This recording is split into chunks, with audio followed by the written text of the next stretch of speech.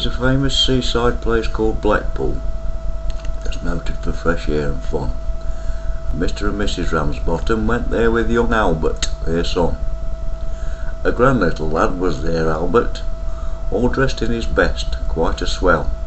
He'd a stick with an horse's head handle, the finest that Woolworths could sell. They didn't think much of the ocean, the waves they was fiddling and small. There was no wrecks and nobody drowned, in fact nothing to laugh at all.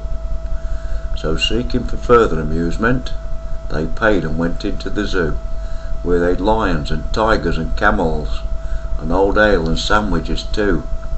There was one great big lion called Wallace. His nose was all covered with scars. He lay in a somnolent posture with the side of his face to the bars.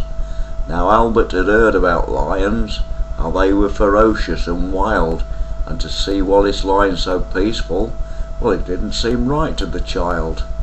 So straight away the brave little fella, not showing a morsel of fear, took his stick with the horse's head handle and pushed it in Wallace's ear. You could see that the lion didn't like it. For giving a kind of a roll, he pulled Albert inside the cage with him and swallowed the little lad whole.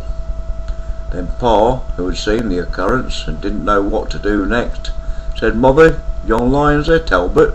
And Mother said, "Hey, I am vexed." So Mr. and Mrs. Ramsbottom, quite rightly when all said and done, complained to the animal keeper that the lion had eaten their son. The keeper was quite nice about it. He said, "What a nasty mishap. Are you sure that it's your lad he's eaten?" Pa said, "Am I sure? There's his cap." So the manager had to be sent for. He came and he said, "What's to do?" Pa said, "Yon lion's it, Albert, and him and his Sunday clothes too."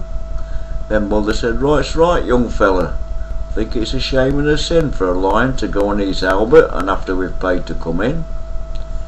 The manager wanted no trouble. He took out his purse right away and said, "How much to settle the matter?" Pa said, "What do you usually pay?" But Mother had turned a bit awkward when she thought where her Albert had gone. She said, "No, someone's got to be summoned." So that was decided upon. Round they went to the police station in front of a magistrate chap. They told him what happened to Albert and proved it by showing his cap. The magistrate gave his opinion that no one was really to blame, and he said he hoped the Ramsbottoms would have further sons to their name. At that Mother got proper blazing. "Thank you, sir, kindly," said she. "What waste all our lives raising children to feed ruddy lions? Not me."